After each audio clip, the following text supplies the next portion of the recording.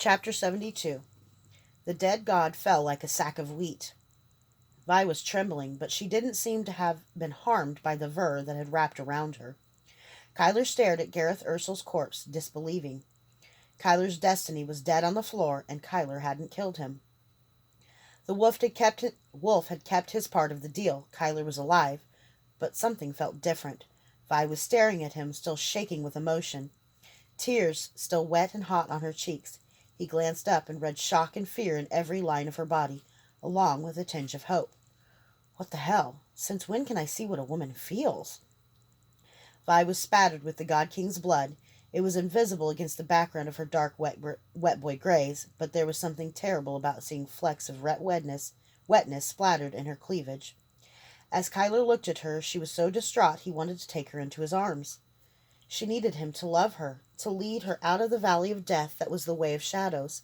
He knew the way out now. It was love.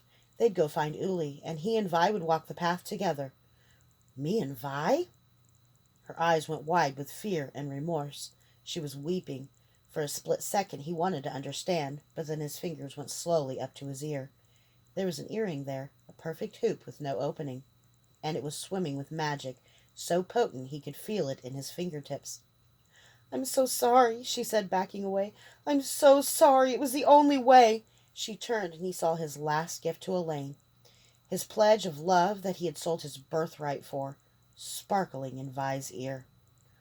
"What have you done?" he bellowed, and he could see that his rage was amplified through the earring. As it buffeted her, he could feel her remorse and terror and confusion and desperation and self-loathing and hell's her love? Love? How dare she love him? Vi fled. He didn't follow. What would he do if he caught her? She burst through the main door of the throne room, and the guards looked after her, stunned. They turned and saw Kyler standing over the body of the God King. Then it was whistles and alarms and charging Highlanders and chanting Meisters. Kyler was glad for the Nepenthe battle. It blotted out a future that would never hold Elaine. It took all his attention. With only one hand, killing was actually a challenge. Lantano Garwashi couldn't stop touching the blade of heaven, though of course he kept it sheathed. Once the Cesare drew his sword, he did not sheathe it without first letting it taste blood. As night descended, his men covered the mouth of the cave so their campfires wouldn't be seen by the celebrating Cenarians.